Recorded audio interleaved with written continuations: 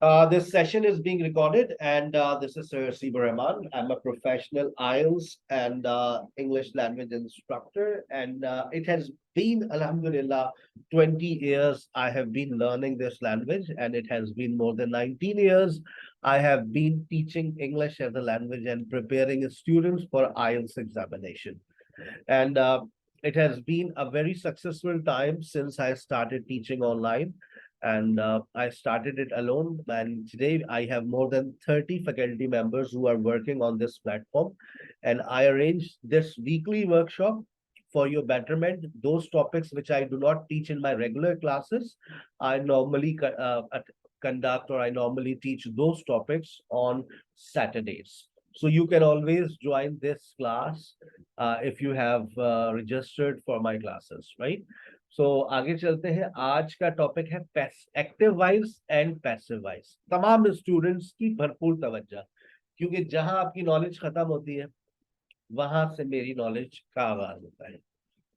अगर मैं आपसे पूछूं व्हाट इज एक्टिव वॉइस और व्हाट इज पैसिव वॉइस, तो जो स्टूडेंट जानता है एक्टिव वॉइस और पैसिव वॉइस के बारे में, जितना कुछ जानता है, जरा मुझे बता दें. What is active voice and what is passive voice? Raise your hand and answer my question. Yes. Let's see what Saima says. Yes, Saima. Sir, in active voice, we talk directly. In passive voice, we talk somewhat in direct sense. Okay, thank you very much. Yes, Sana.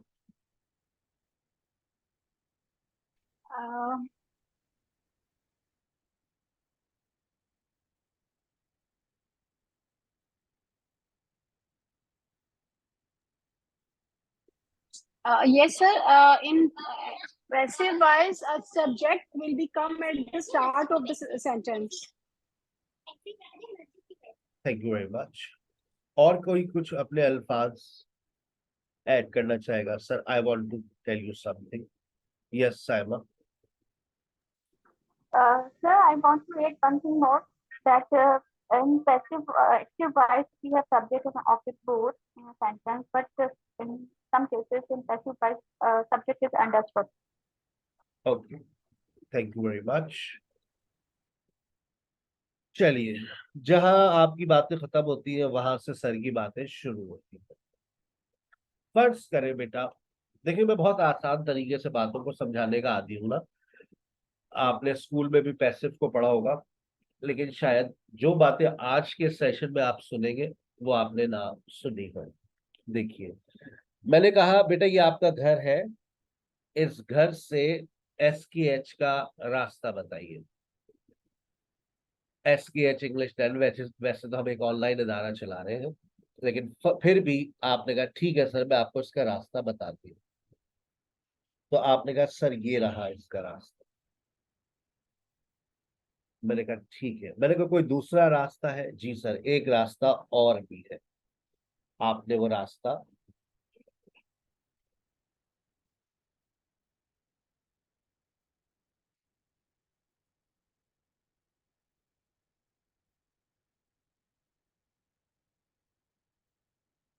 और ये रास्ता यहाँ आकर, अब ये भी एक रास्ता है. एक रास्ता आपने देखा, अगर आपने देखा हो तो एक रास्ता बड़ा आसान सीधा रास्ता, आप पहुंच गए. यानी कि बेटा जब आप अपने आइडियाज को डिलीवर करना चाहते हैं, when you want to tell someone something, you have an easy way and you have a difficult way. अब आप पे डिपेंड करता है कि आप उस बात को सामने वाले तक कैसे डिलीवर करेंगे. जो आसान रास्ता है, याद रखिएगा, वो आज तक आप इस्तेमाल करते हुए आए हैं और वो अपनी स्पोकन में भी आप लोग इस्तेमाल करते हैं, और वो रास्ता होता है एक्टिव वॉइस का. Active voice is actually your spoken language. जब भी हम स्पोकन इंग्लिश के कोर्स में पैसिव वॉइस का टॉपिक नहीं पढ़ाते. अगर आप फोकस करें, I am not offering you complete English language course. I'm offering you a spoken English course. So when we talk about spoken English course, we always discuss active. और जब हम बात करते हैं रिटन लैंग्वेज की, किताबों की, जितनी भी आपकी हेडलाइंस आती हैं, जितनी भी आपकी राइटिंग्स होती हैं जो फॉर्मल होती हैं, वहां पर हम पैसिव का इस्तेमाल करते हैं। और पैसिव एक मुश्किल तरीका होता है अपनी बात को डिलीवर करने का, लेकिन रिटन लैंग्वेज में पैसिव को लिखना ज्यादा अच्छा समझा जाता है और वो लिखना ज्यादा बेहतर होता है। एक अच्छा जो बेस्ट चॉइस है राइटिंग की वो पैसिव है। एक्टिव में भी अगर आप लिखते हैं, जैसे मैं आपको आइल्स के स्टूडेंट्स मेरी बात सुन रहे हैं, कहा यह जाता है कि आप आई और वी का इस्तेमाल अपनी राइटिंग के अंदर ना करें। पर्सनल प्रोनाउन का इस्तेमाल राइटिंग के अंदर, आइल्स राइटिंग के अंदर इग्नोर किया जाता है, मना किया जाता है। तो अब वो उसी वक्त इग्नोर कर सकते हैं जब आपको पैसिव आता हो। आप किसी भी बात को याद रखिएगा, अगर आपने किसी बात को पैसिव में कहा है तो वो बात लाजमी तौर पर एक्टिव में भी कही जा सकती है। लेकिन याद रखिएगा, हर एक्टिव की बात को आप पैसिव में नहीं कह सकते। यानी कि हर सेंटेंस को एक्टिव से आप पैसिव में नहीं लेके जा सकते। बस ये बात याद रखिए, when we want to deliver our ideas we have two different ways. One is the easiest way, second is the difficult way. Active voice is the easiest way of making a sentence. जब भी आप लोग जो spoken करते हैं वो बहुत आसानी से इंग्लिश में कर लेते हैं। क्यों? Because you are using an active sentence. And when we talk about writing, so writing actually takes a bit time because passive is a difficult way of making a sentence. जब भी आपसे writing हो नहीं रही होती, हमें देखिए class 6 से हम लोग पैसिव पढ़ते हैं, इंटर बैचलर्स तक पढ़ते हैं, लेकिन कभी भी किसी ने पैसिव का सही इस्तेमाल सिखाया नहीं है। आज शायद आपकी कोई दुआ काम आ गई है, आपको पैसिव की सही एप्लीकेशन पता चलने जा रही है कि पैसिव का इस्तेमाल करते क्यों है। ठीक है, जैसे मैंने 2 सेंटेंसेस लिखे, sir Haseeb is teaching us passive, sir Haseeb हमको पैसिव पढ़ा रहे हैं। अब यहाँ पर कौन ज्यादा इंपॉर्टेंट है? काम ज्यादा इंपॉर्टेंट है या काम करने वाला ज्यादा इंपॉर्टेंट है? जब आपके लिए doer of an action important नहीं होता, जब आपके लिए रिसीवर इंपॉर्टेंट होता है, तो फिर आप पैसिव का इंतखाब करते हैं। जैसे जुमला आपने बना दिया, passive voice is being taught to us by sir Haseeb. आप ये भी बना सकते हैं, we are being taught passive by sir Haseeb. अब यहाँ पर ये भी एक बात ऐड कर दूं कि बहुत सारे स्टूडेंट्स ये समझते हैं कि बाय के बगैर पैसिव बन ही नहीं सकता। मैं आपको ये भी बता दूं कि हमारी अंग्रेजी के अंदर बाय का इस्तेमाल 15% है। यानी कि आप मेरे ज्यादातर जो सेंटेंसेस देखेंगे वो विदाउट बाय देखेंगे। क्यों? आइए बताते हैं। पहले बात करते हैं व्हाट इज एक्टिव वॉइस, उसकी कुछ एग्जांपल्स भी देखते हैं, फिर पैसिव पे चलेंगे। अगर आप खाना खा रहे हैं तो खाते रहिए, अगर बोर हो जाए तो चले जाइएगा, फिर बाद में रिकॉर्डेड देख लीजिएगा। ये नोट्स आपके पास आ जाएंगे, स्क्रीनशॉट्स लेने की जरूरत नहीं है। When the subject of a sentence performs the verb's action, we say that sentence is an active voice. Sentences in the active voice have a strong, direct and clear tone. कुछ बच्चे जो ने ये बात कही कि हम डायरेक्ट बात करते हैं, डायरेक्ट बात करते हैं, क्लियर टोन होती है, स्ट्रॉन्ग सेंटेंसेस होते हैं जब भी हम एक्टिव का इस्तेमाल करते हैं। और एक आसान सी बात है, in active sentence the person और thing responsible for the action in the sentence comes first. यानी कि बिल्कुल आसान जबान में, काम को करने वाला यानी कि डूअर ऑफ एन एक्शन, यानी कि जिम्मेदार इंसान, यानी कि वो चीज जो काम को करती है वो सबसे पहले आती है एक्टिव में। सर हसीब टीचर्स इंग्लिश, काम को करने वाला आपके लिए इंपॉर्टेंट है। I call sir Haseeb every day, काम को करने वाला इंपॉर्टेंट है आई। सारा इज कॉलिंग यू, सारा आपके लिए इंपॉर्टेंट है, सारा काम वाली है। We have attended SKH English language workshop, काम करने वाले हम, वी। जब doer of an action important होगा तो आप एक्टिव वॉइस का सेंटेंस बनाएंगे। एक्टिव वॉइस की सबसे बड़ी पहचान यही होती है कि आपके पास जो सब्जेक्ट होता है वो आपका डूअर होता है। डूअर समझने, सब्जेक्ट समझने, काम को करने वाला, but responsible. Or and these sentences are very direct, clear and have strong meanings. आप किसी चीज को अगर थोड़ा सा लेस डायरेक्ट करना चाहे, जैसे फॉर एग्जांपल मैं आपको एक, मैं बिजनेस कम्युनिकेशन 10 साल पढ़ाई है हमने बीकॉम वालों को। You have broken this window, ये डायरेक्ट हो गया है, डायरेक्ट टोन है, सामने वाले को बुरा लग सकता है। You have broken this window, अब इसको थोड़ा सा इनडायरेक्ट कर दीजिए। A window has been broken, खिड़की तोड़ दी गई है। किसने तोड़ी? बताया नहीं, पता नहीं, बताना नहीं चाह रहे, सामने वाला जानता है। उसको एकदम से आपने, our window has just been broken, पता नहीं क्या हो गया आजकल के लोगों को, समझ रहे बात? तो ये इनडायरेक्ट हो जाता है।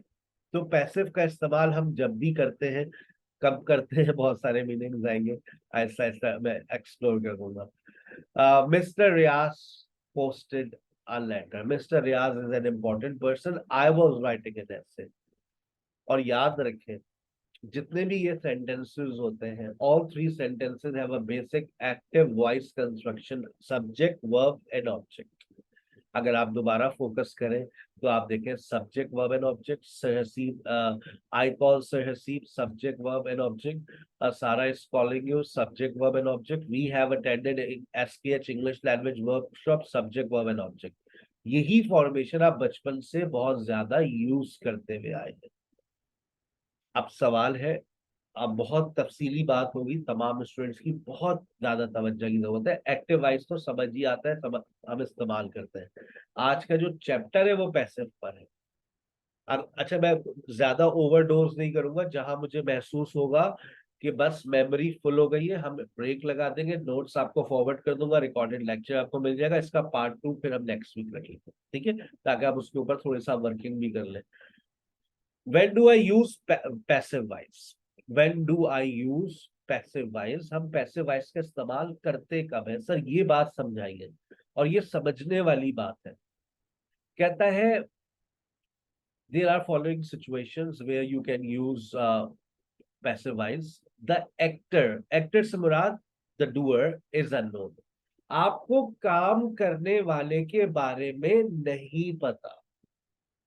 जब आप काम करने वाले के बारे में नहीं जानते तो आप पैसिव वॉइस का इस्तेमाल करते हैं। आपको डूअर के बारे में नहीं पता। अब मैं आपको एग्जांपल्स भी दूंगा अभी।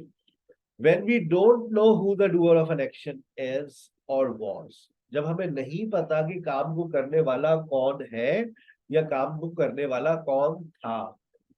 दिन दिहाड़े बैंक को लूट लिया गया, किसने लूटा नहीं पता। गुज़िश्ता रात हमारे घर से कुछ चीजें चुरा ली गई, किसने चुराया नहीं पता। मुझे फोन करके बताया गया था, मुझे नहीं पता किसने किया, लेकिन मुझे फोन करके बताया गया था कि भाई आपकी गाड़ी जो है वो लाइटें चोरी कर ली है। समझिएगा बात, मुझे फोन करके बताया गया था। ये एक्टिव है या पैसिव है? मैं चैट्स ऑन कर दी है मैंने आप लोगों की, मैं चैट्स पढ़ रहा हूँ। मुझे आप एवी लिख सकते हैं और आप पीवी लिख सकते हैं। एवी और पीवी का मतलब है एक्टिव वॉइस और पैसिव वॉइस। अपनी चैट ऑन रखें अपने साथ, पीवी और एवी। मुझे फोन करके बताया गया था।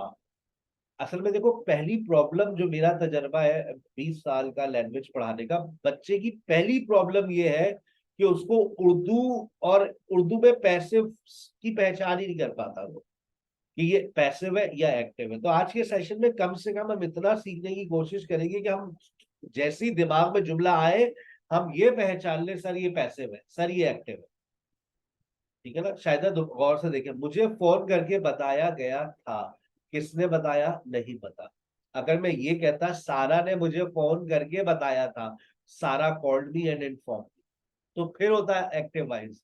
लेकिन मैं कह रहा हूं मुझे फोन करके बताया गया था, I was inform via phone call, I was informed on phone. ये पैसिव है। आपकी गाड़ी की लाइटें चुरा ली गई है, आपके गाड़ी के चारों टायर चुरा लिए गए हैं, किसने चुराया नहीं पता। अब मैं देखो इसी बात को अगर मैंने एक्टिव में करना था, सारा ने मुझे फोन किया और सारा ने मुझे बताया, वो असलम भाई का लड़का है ना राजू, उस राजू ने आपके गाड़ी के चारों टायर चुरा लिए हैं। पूरा हो गया सेंटेंस एक्टिव में, क्योंकि काम करने वाले आ गए, सारा ने फोन किया, राजू ने आपके चारों टायर चुराए। बहुत अच्छे से बात क्लियर हो गई, आगे चलते हैं। हमें काम को करने वाले के बारे में नहीं पता। दिन दिहाड़े दो लोगों की हत्या कर दी गई, किसने करी करा नहीं पता। इंडिया से भी लोग पढ़ रहे हैं हमारे पास, ठीक है। मुझे कंफर्म कीजिएगा तमाम स्टूडेंट्स को मेरी आवाज क्लियर आ रही है। कुछ स्टूडेंट्स का नेटवर्क इशू हो सकता है, लेकिन मैं यहाँ शहादतें ले लूँ, 3 अंगूठे आ गए, 4 आ गए, ओके हो गया। बेटा आपका नेटवर्क इशू है, मेरा भी आता है नेटवर्क इशू, इसलिए मैं पूछ लेता हूँ। अच्छा, उसके बाद कहते हैं द एक्टर और डूअर इज इररेलेवेंट, ठीक है ना। अच्छा, अब सही आ रही है, बिल्कुल अब क्लियर है, नो प्रॉब्लम एट ऑल। चले, पूनम अब क्लियर हो गई है। Haris now it's better than before, या और अच्छी आवाज दो, मैं वही आ जाता हूँ बेटा फिर। चले ठीक है, थैंक यू बेटा।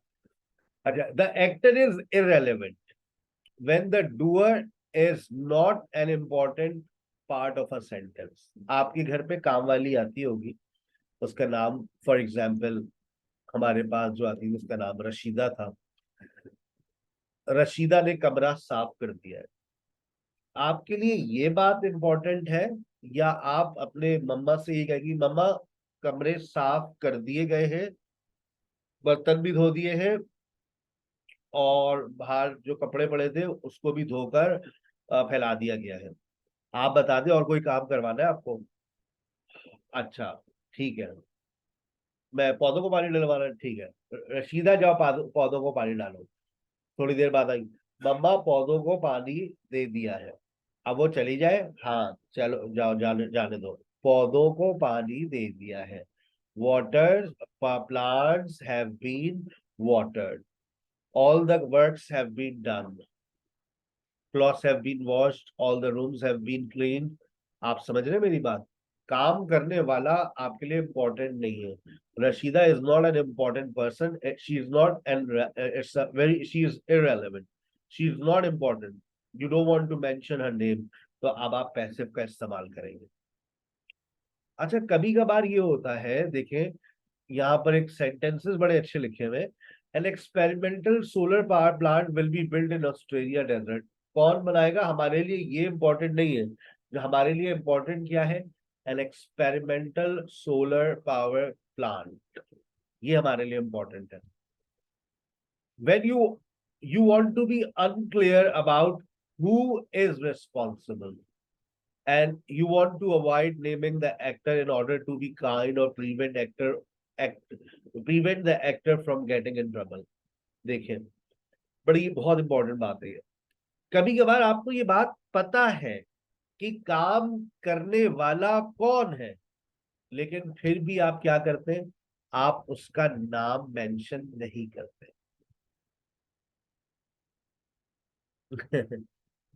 अब जैसे फॉर एग्जाम्पल आपको पता है कि काम किसने किया है और ये काम गलत है, लेकिन आप उसको बचाना चाह रहे हैं, जैसे पाकिस्तान में हो रहा है, you want to be unclear who the responsible is. अब मेरे जज्बात यहाँ रुकेंगे नहीं, हमारे मुल्क की वाट लगा दी गई है। मतलब हमारे लोगों को सड़कों पे लाया गया, हमारे ईमानदार लोगों को जलील किया गया, उनकी घर में जो खवातीन थी, उनको कितना डराया गया, धमकाया गया, कितने सारे न्यूज रिपोर्टर्स हैं जिनको मार दिया गया, जिनको अगवा कर लिया गया। मतलब हम लोगों को रोजाना डराया जा रहा है। I don't want to name the actor. अच्छा, कभी कभार ये भी होता है, फॉर एग्जाम्पल अब निशा है, निशा ने कोई गलती कर दी है, फॉर एग्जाम्पल खिड़की तोड़ दी है। अब इनकी जो सिस्टर है वो इनको बचा रही है, अब्बा घर पर आए, ये खिड़की किसने तोड़ी? अब्बा पता नहीं, सुबह आवाज आई थी तो मैं आया तो some it was broken, and I think it was broken in the morning. I don't know that who broke it, but it was broken in the morning. सुबह में तोड़ी गई थी, मुझे नहीं पता किसने तोड़ी, but it was broken in the morning. अब इन्होंने क्या कहा? It was broken in the morning. आप नाम नहीं लेना चाह रहे, चाहती तो ये कह सकती थी Nisha broke it in the morning, but she didn't say like that. तो याद रखें, कभी कभार मिस्टेक्स, बहुत सारी गलतियां की गई थी आपने, जैसे फॉर एग्जांपल अपने किसी को लेटर टाइप करने के लिए दिया गया, और असलम को गलतियां तो बहुत सारी की गई थी, लेकिन मैंने उसको ठीक कर दिया। गलतियां तो बहुत सारी की गई थी, many mistakes were made, but I corrected all the mistakes. अब किसने की थी ये बात मैनेजर ने बॉस को नहीं बताई, गलत इंफॉर्मेशन दी गई थी। अब गलत इंफॉर्मेशन दी गई थी ये, अब आप स्पीकर का नाम नहीं बता रहे, डूअर का नाम नहीं बता रहे, क्योंकि बताएंगे तो वो उसको सजा हो जाएगी, उसको निकाल दिया जाएगा ऑफिस से। गलत इंफॉर्मेशन दी गई थी, incorrect information was given. You are talking about general truth, ये बड़ी इंपॉर्टेंट बात है। एक और, ठीक है, यस बेटा, आपको मिल जाएगी recording. You are talking about a general truth. आप यहां से भी सुनेंगे तो आपको बात समझ आ जाएगी। हम बात कर रहे हैं हम पैसिव का इस्तेमाल करते क्यों हैं। कभी कभार हम जनरल रियलिटीज की बात करते हैं, आप किताबों को पढ़ते हैं, वहां पर इस तरह की बातें लिखी होती हैं। अगर आप बुक्स को पढ़ते हैं, वैसे तो नहीं, हमारे फेसबुक के अलावा दूसरी बुक हम नहीं पढ़ते। The rock planets of our solar system were formed over 4 billion years ago। इस तरह की बातें आपको किताबों में मिलती है। In the early 1900 music was recorded on rubber disc or wax cylinders। आइल्स के स्टूडेंट्स अपनी राइटिंग को अगर फोकस करें, कभी रीडिंग को फोकस करें, अब आप रीडिंग को जब देखें तो इसी तरह के जुमले लिखे हुए होते हैं। क्यों? क्योंकि वो जनरल रियलिटीज, जनरल ट्रुथ की बात कर रहे होते हैं। Rules are made to be broken, ठीक है ना, रूल्स जो है वो बनाए जाते हैं तोड़ने के लिए। You want to emphasize that person or thing acted on. For example, it may be your main topic. You want to emphasize the action, not the doer of an action। आसान अल्फाजों में, जब आपके लिए काम इंपॉर्टेंट हो, काम को करने वाला इंपॉर्टेंट ना हो। Insulin was first discovered in 1921। किसने करी? नहीं पता, काम इंपॉर्टेंट था, आपने इंसुलिन से स्टार्ट लिया, ठीक है ना। जैसे यहाँ पर और देखिए, Ali was given the key yesterday. Ali को चाबी दी गई थी। Doer of an action important नहीं है, किसको दी गई थी? That person is important. Junaid is needed at the front desk. These vegetables will be steamed not fried. काम इंपॉर्टेंट है। These the boxes were moved. डब्बों को इधर से उधर किया गया था। जब काम इंपॉर्टेंट है, आप पैसिव का इस्तेमाल करते हैं। You are writing in a scientific genre that traditionally relies on passive voice। कभी अगर आप लोगों ने रिसर्च पेपर लिखे हो, माशाल्लाह पीएचडी होल्डर्स बैठे हुए मेरे पास यहाँ पर, मास्टर्स एमफिल्स बैठे हुए, आप लोग देखें, अगर आप साइंस के स्टूडेंट्स हैं या आपने कभी कोई रिसर्च पेपर लिखा हो तो देखें उसमें इस तरह की बात होती है। The sodium hydroxide was dissolved in water। This solution was then titrated by hydrochloric acid। याद आ रहा है आपको? केमिस्ट्री के कुछ जवाबात याद आ रहे, जब आपको एक्सपेरिमेंट करते थे और उस एक्सपेरिमेंट के बाद उसकी फाइंडिंग्स लिखते थे, तो वो जो फाइंडिंग्स होती थी वो बिल्कुल इसी स्टाइल से लिखी जाती थी कि हमने ये किया। आप ये नहीं लिखते मैंने ये किया, हमने लाल लिक्विड को पीले में मिलाया और उसके बाद जो है ये हो गया। याद आ गया आप लोगों को? Very good. हम कॉमर्स के स्टूडेंट हैं लेकिन फिर भी हम साइंस के बारे में जानते हैं। When the speaker or listener is sure who the doer of an action is। देखें, आप, बड़ी इंपॉर्टेंट बात है ये भी, सारे इंपॉर्टेंट व्यूज है। आपके इंग्लिश के टीचर कौन है आपको पता है? आपके आप गई अपने प्रिंसिपल ऑफिस में, आपने कहा सर देखें, we are not satisfied with our English teacher. अब प्रिंसिपल जानते हैं इनको इंग्लिश कौन पढ़ाता है, सर हसीब। ये भी जानते हैं कि इंग्लिश पूरे स्कूल में कौन पढ़ाते हैं, सर हसीब। सर हमारी क्लास वक्त पे नहीं ली जाती, सर हमारी क्लास में उर्दू बोली जाती है। सर देखें सर, अंग्रेजी की क्लास में तो कम से कम अंग्रेजी बोली जाए ना सर। हमारी क्लास में वक्त पर नहीं शुरू की जाती। Our class is not started on time. English is not spoken in our class. Sir copies check नहीं की जाती, sir copies are not check. Sir बहुत गालम गलूच वाली जबान कभी कभार यूज की जाती है। Sir abusive language is sometimes use. Sir TikTok की वीडियोस क्लास में बनाई जाती है। TikTok videos are made in the class. और सर कभी कभार, सर हम कहना नहीं बताना नहीं चाहते, हमसे कभी कभार डांस करने के लिए कहा जाता है। वो कहते हैं इससे कॉन्फिडेंस बिल्डअप होता है। सर हाँ, सर बताए हम क्या करें सर, हमारी सुनी नहीं जाती। We are not listen to. Sometimes we are asked to dance. Sir, we belong to religious family. Sir, we are not that kind of girls. अब ये किसके बारे में बात हो रही है? डूअर ऑफ एन एक्शन कौन है? सुनने वाला भी जानता है, बोलने वाला भी जानता है। जब सुनने वाला और बोलने वाला जानता है कि काम को करने वाला कौन है, तो आप पैसिव वॉइस का इस्तेमाल करते हैं। आ गई बात समझ? क्लियर हो गई? When should I avoid passive voice? मैं पैसिव वॉइस का अवॉइड कब करूं? अगर आप रिसर्च के स्टूडेंट्स हैं तो ये पॉइंट बहुत इंपॉर्टेंट है आपके लिए। वैसे तो अगर आप एक एकेडमिक के स्टूडेंट हैं और आप रिसर्च पेपर लिख रहे हैं, तो कभी कभार देखो इस तरह के जुमले अगर आपने लिख दिए तो यहां पर ये हो जाएगा वॉग। Research has been done to discredit this theory. किसने किया ये तो बता दो। तो कभी कभार स्टूडेंट जो है वो पैराफ्रेज करते हैं, नकली कॉपी पेस्ट हो रहा होता है, आपको राइटर का नाम लिखना पड़ेगा, या तो आगे ब्रैकेट में आपको लिखना पड़ेगा कोई ऑथर। तो समटाइम्स आप पैसिव का इस्तेमाल कर देते हैं और वो चीज मजीद उलझा देती है राइटिंग को। इस सब देखें लिखा हुआ आ गया वो बात जो मैं कह रहा था। सब students use passive to hide holes in their research. अब हमें नहीं याद आ रहा कि टेलीफोन की किसने इजाद किया।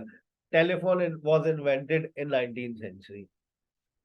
अब भाई किसने किया नहीं याद आ रहा, तो हमने telephone was invented in 19th century. मुझे याद है इस्लामियात का पेपर हमने इसी तरह से लिखा था, इट वाज सेड इन इस्लाम। अब ये याद ही नहीं रहता था कि वो ये हदीस है या ये कुरान में बात हुई है, तो हम सिर्फ क्या लिख देते थे, it was said in Islam, इस्लाम में ये कहा गया है। It was said in Islam, it was said in Islam, बस ये जुमला लिखते थे हम। तो उससे भाई बचत हो जाती थी कि ये कुरान की बात है या हदीस की बात है। भाई इस्लाम में ये कहा गया है, it has been said in Islam. ठीक है, चले भाई, मुबारक हो, आपने अपना पहला स्टेज पार कर लिया है। कल को कहीं बैठे तो इसको दोबारा सुन लीजिएगा। मैं समराइज करता हूं, why do we use passive voice. हम पैसिव वॉइस का इस्तेमाल क्यों करते हैं? जब हमें पता नहीं होता कि काम को करने वाला कौन है, हम काम को करने वाले के बारे में जानते नहीं हैं।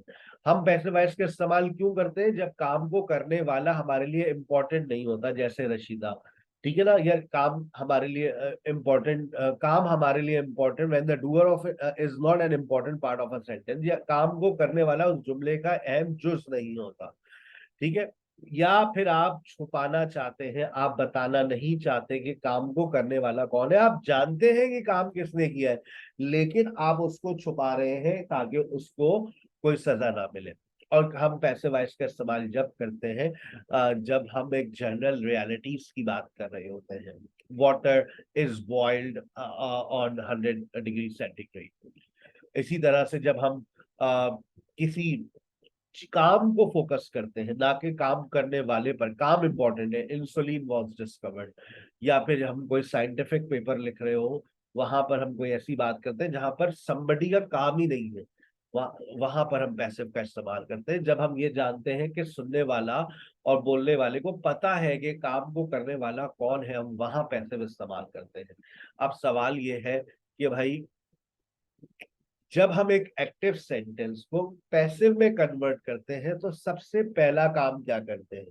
तो ये वो मेरे तमाम स्टूडेंट जो मुझसे सब्जेक्ट वर्ब और ऑब्जेक्ट की क्लास ले चुके हैं, याद करिए मैंने आपको सबसे पहले बचपन में घुट्टी में मिला दिया था, how to identify an object. जब हम एक एक्टिव सेंटेंस को पैसिव में कन्वर्ट करना चाहते हैं तो सबसे पहला काम हम ऑब्जेक्ट को आइडेंटिफाई करते हैं। आपको ये बात जानकर थोड़ा सा शक होगा, थोड़ी सी परेशानी होगी कि हमारे पास दो तरह के वर्ब्स होते हैं। एक होते हैं ट्रांजिटिव वर्ब और एक होते हैं इनट्रांजिटिव वर्ब। कुछ बच्चों को मेरी अब फौरन बातें याद आ गई होंगी ट्रांजिटिव और इनट्रांजिटिव सुनते ही। जी सर, ये तो आपने बिल्कुल बेसिक में बताया था हमें। इनट्रांजिटिव वर्ब्स वो वर्ब्स होते हैं जो अपने बाद ऑब्जेक्ट नहीं लेते, और मैंने जनरल नॉलेज की में ये बात ऐड कर दी थी आपकी। Intransitive verbs can never be used in passive voice. याद आ गया होगा बहुत सारे स्टूडेंट्स को ये बात। intransitive verbs can never be used in passive voice, क्योंकि intransitive verbs अपने अंदर जब वो खुद आते तो वहां पर कोई ऑब्जेक्ट नहीं आता। जैसे मैंने कहा I go to school every day. अब कुछ लोग समझते हैं यहाँ पर ऑब्जेक्ट स्कूल है, जी नहीं।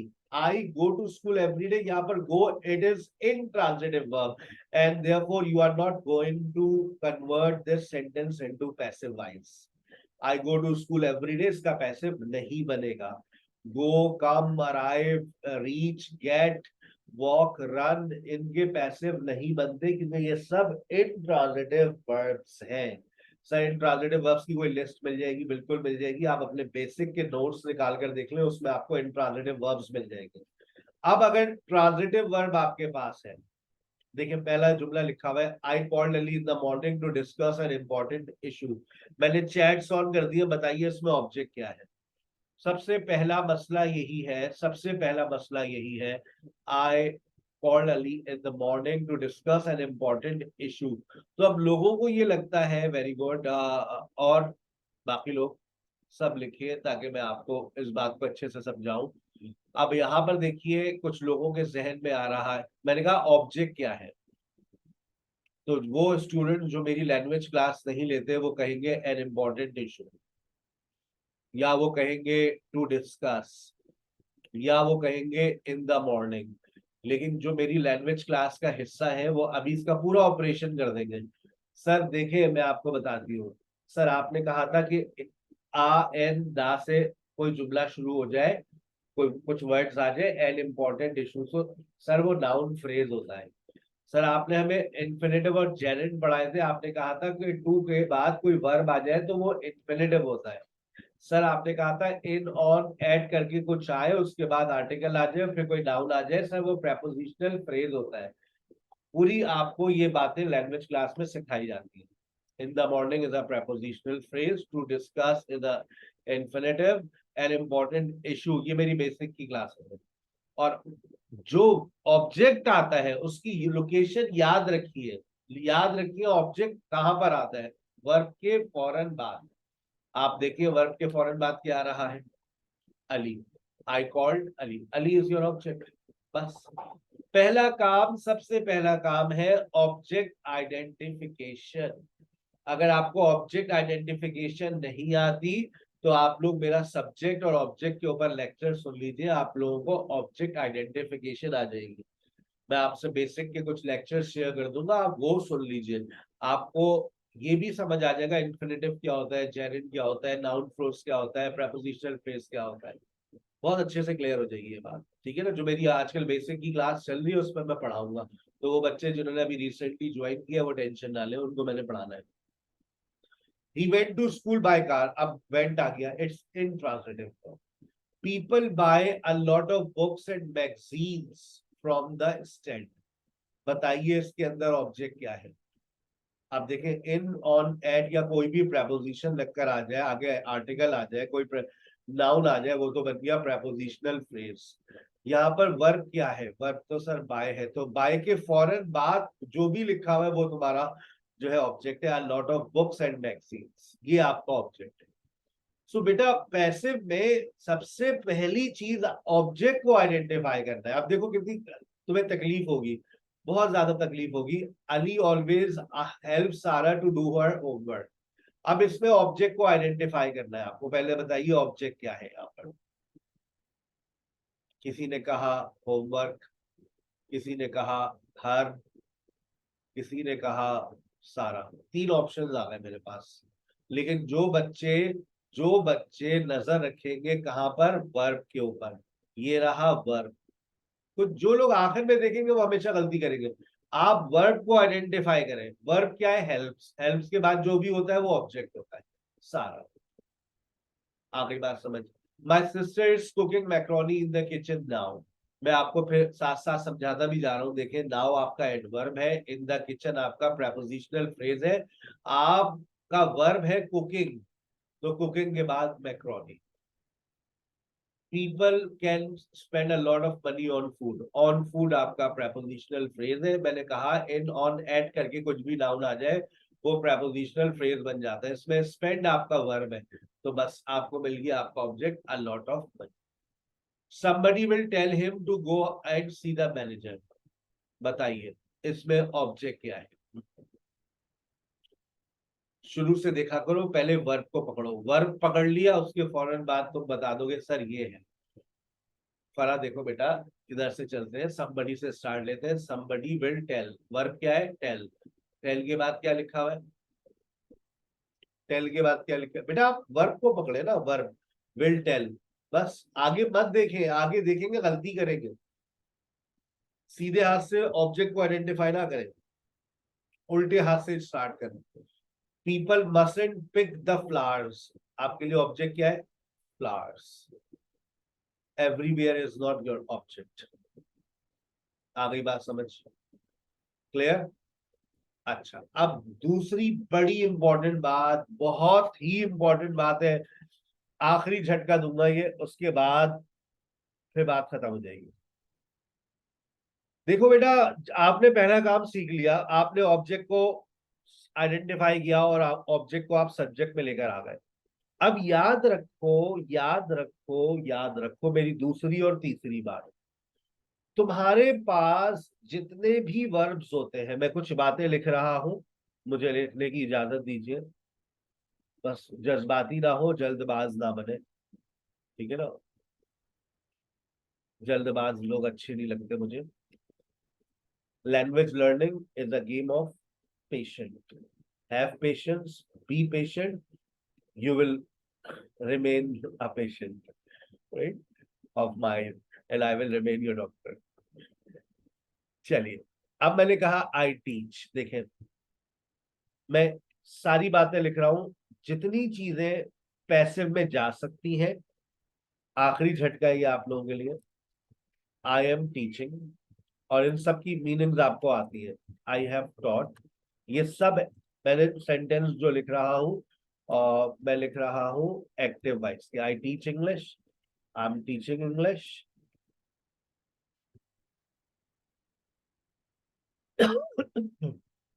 excuse me, I have taught English, or I have been teaching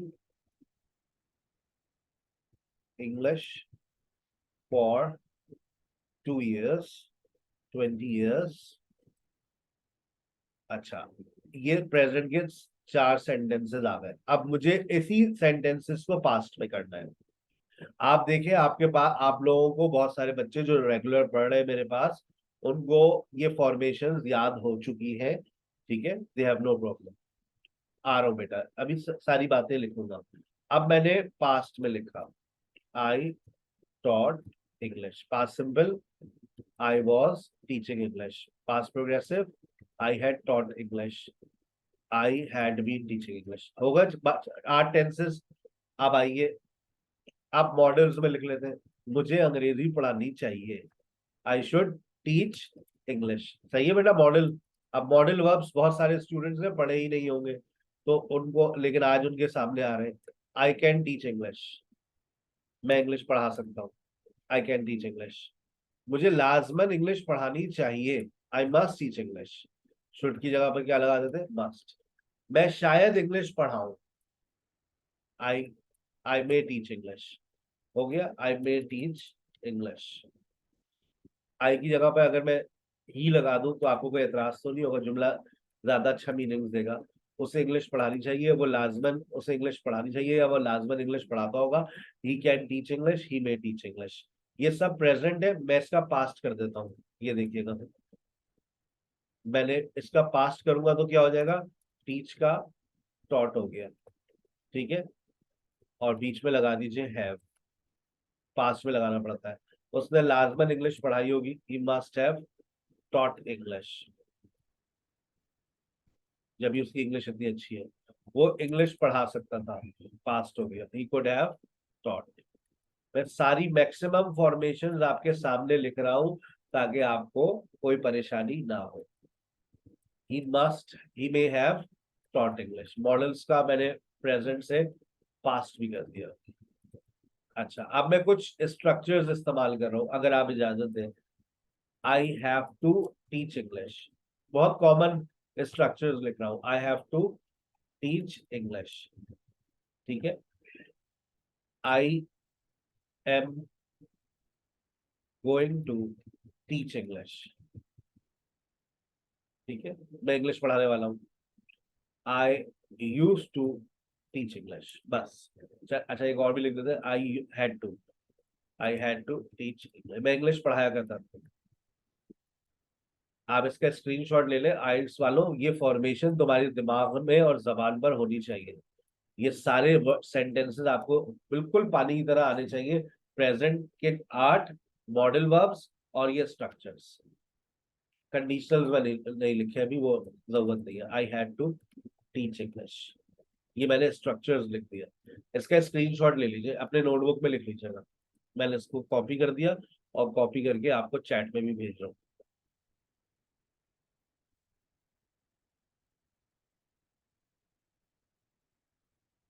ठीक है भाई, चलें।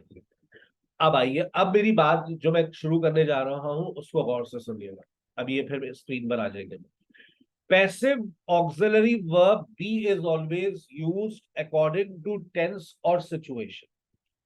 याद रखें, याद रखें, याद रखें, जब आप पैसिव का इस्तेमाल करते हैं, आप एक सेंटेंस को एक्टिव से पैसिव में लेकर जा रहे हैं। जब आप एक सेंटेंस को एक्टिव से पैसिव में लेकर जा रहे हैं, तो आपने पहला काम तो ऑब्जेक्ट को सब्जेक्ट बना दिया।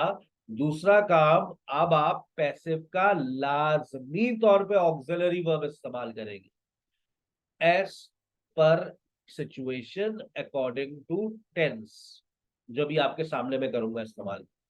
और याद रखें, आपका जो मेन वर्ब है, जिस अभी आपने कहीं पर टीच लगाया, देखें अपने सेंटेंसेस में देखिएगा, कहीं पर आपने टीच लगाया, कहीं पर आपने टॉट लगाया, कहीं पर आपने टीचिंग लगाया। अब ये जो टीच है, ये मेन वर्ब है, ये थर्ड फॉर्म में बदल जाएगा। मैं दोबारा रिपीट करता हूं। पहला काम, जब आप पैसिव से एक्टिव से पैसिव में जा रहे हैं, आपने ऑब्जेक्ट को सब्जेक्ट बना दिया, इसमें कोई परेशानी नहीं हुई।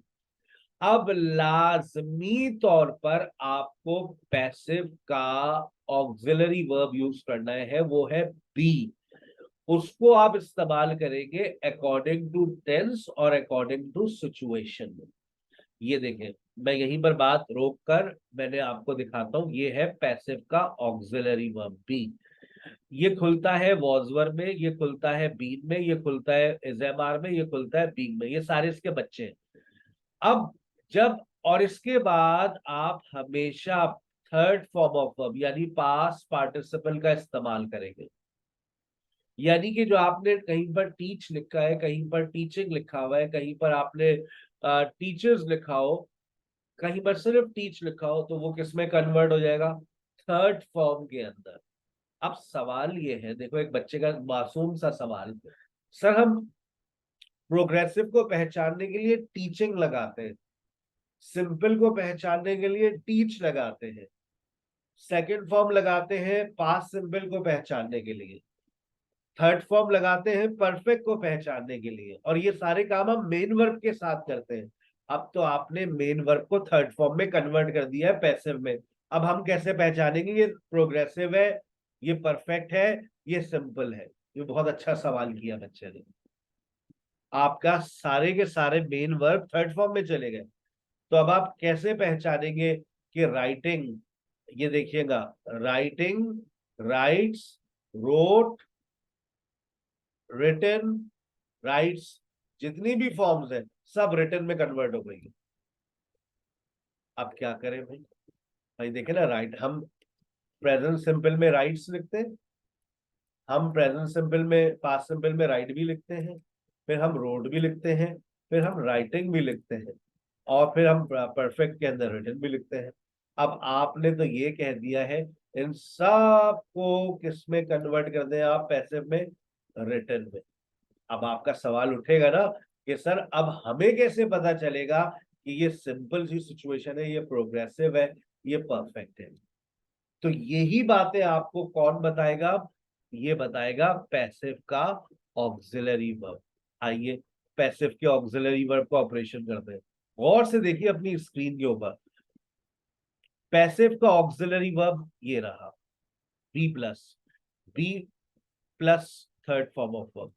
जब बी खुलता है प्रेजेंट में तो ये बन जाता है इज एम आर, पास्ट में जाता है तो वॉज वर, फ्यूचर में जाता है तो विल बी। बी आपको पता है परफेक्ट सिचुएशन में जाएगा तो ये क्या बन जाएगा? बीन। और प्रोग्रेसिव के अंदर पहली मर्तबा आज आपकी जबान पर आ रहा है बीइंग। और प्रेजेंट प्रोग्रेसिव के अपने ऑक्सिलरी वर्ब्स वही है, पास्ट प्रोग्रेसिव के अपने ऑक्सिलरी वर्ब्स वही अपनी जगह पर कायम है।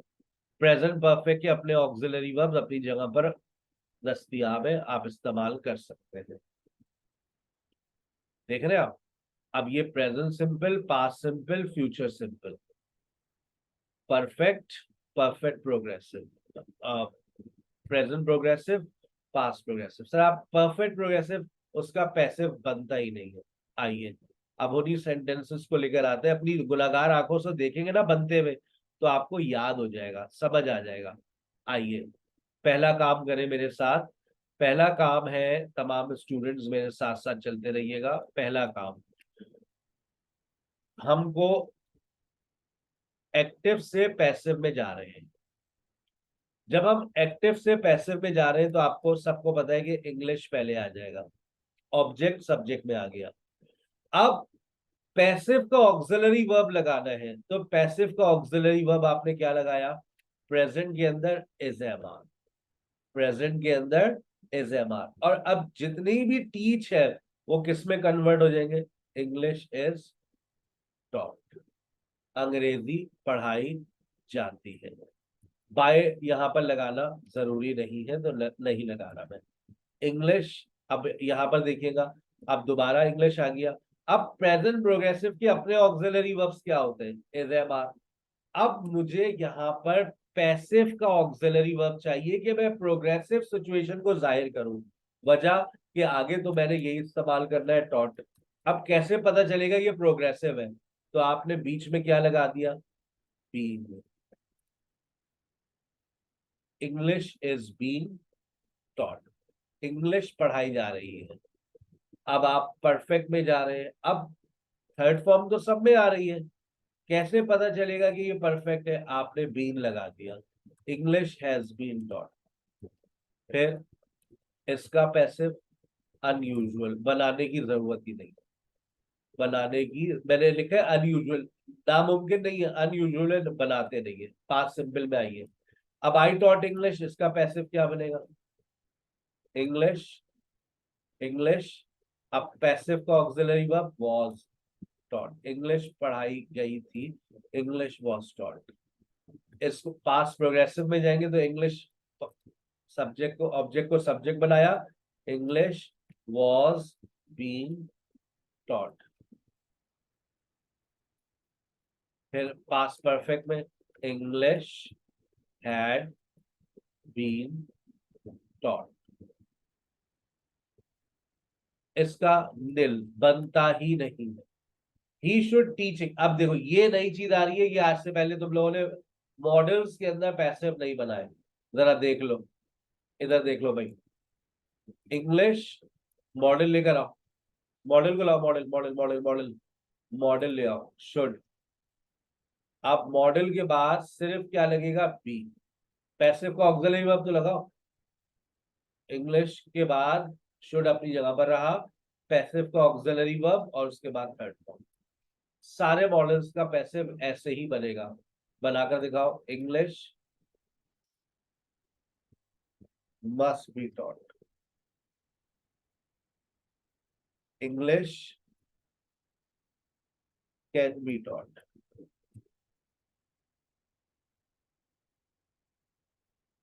English may be taught.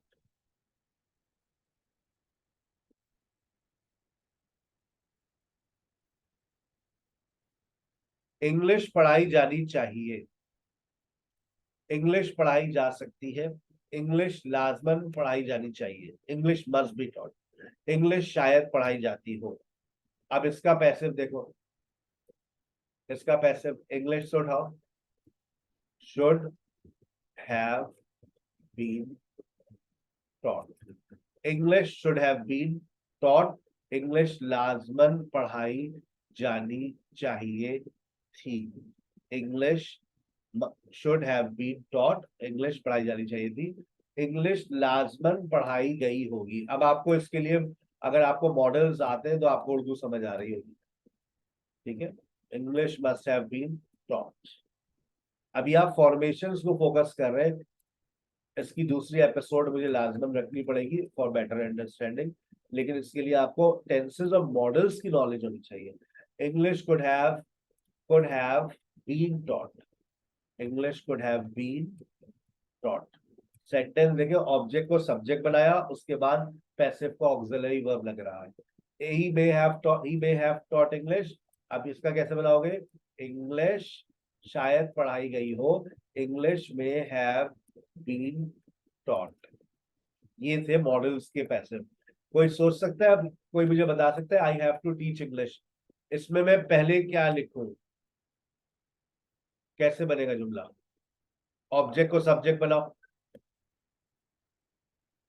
Object को सब्जेक्ट बनाओ, इंग्लिश। हैव टू लिखा हुआ है, इंग्लिश की वजह से हैज आ जाएगा। टू बी, ये स्ट्रक्चर के साथ पैसिव बनता है। English has to be taught, English पढ़ाई जानी है। I have to teach English, English has to be taught. दूसरा देखें, English is going to be taught, English पढ़ाई जाने वाली है।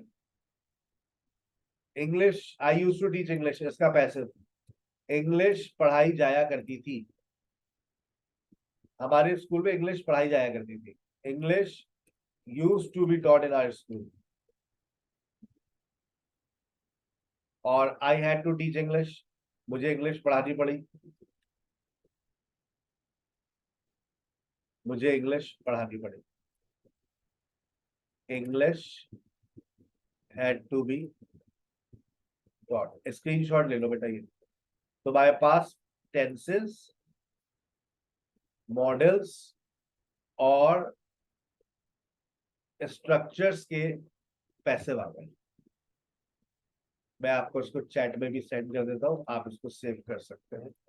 कह रहे मैं इतना बड़ा टेक्स्ट कॉपी नहीं कर सकता, ओके। पहले आप टेंसेस के कॉपी कर दिया हमने, आपके पास चैट में आ गए। उसके बाद models,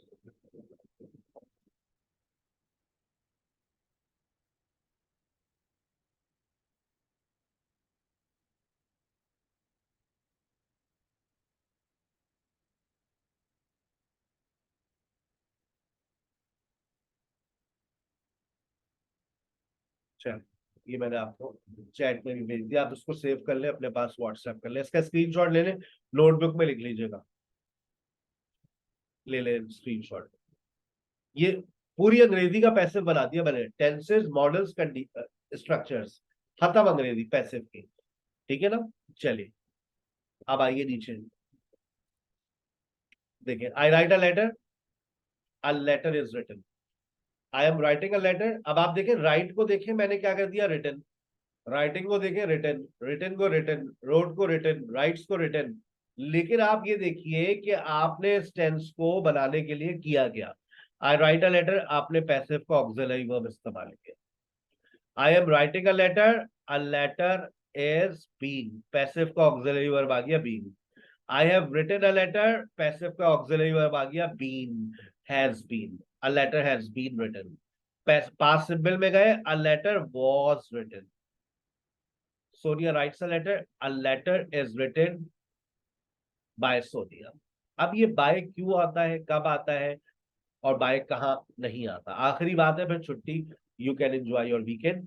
bye plus agent is used 15% in passive sentences. क्या मतलब सर, हम पैसिव की जबान में डूअर ऑफ एन एक्शन को एजेंट कहते हैं, हम पैसिव की जबान में डूअर ऑफ एन एक्शन को एजेंट कहते हैं, और इसका इस्तेमाल 15% किया जाता है।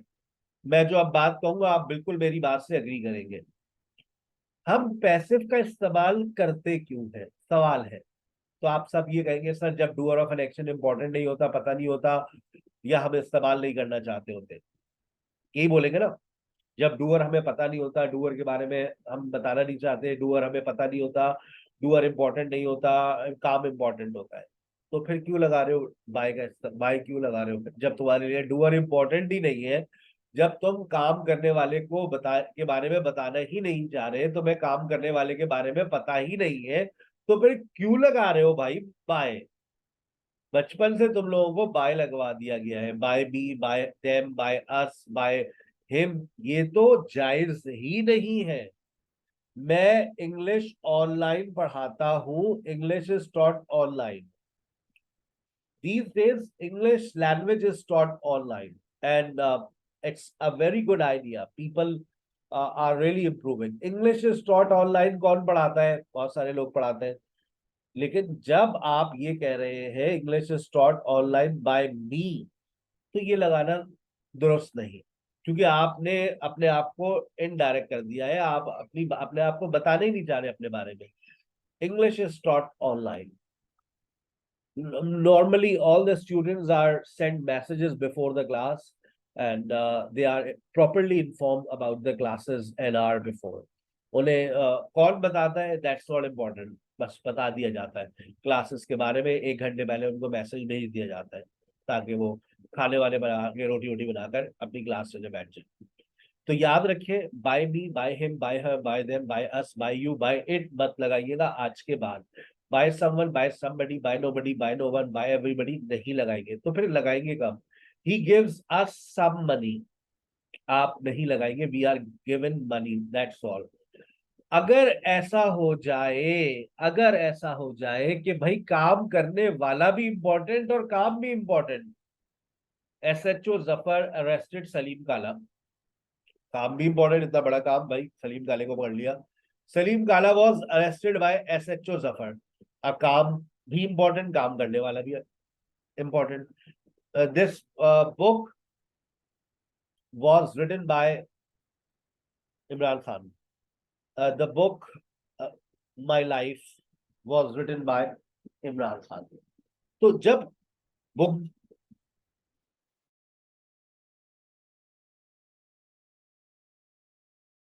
शुक्र अल्हम्दुलिल्लाह, जब आपके पास आपके लिए बुक भी इंपॉर्टेंट हो जाए, बुक को लिखने वाला भी, तो फिर आप डूअर का इस्तेमाल भी करें और बाय का भी इस्तेमाल करें, ठीक है।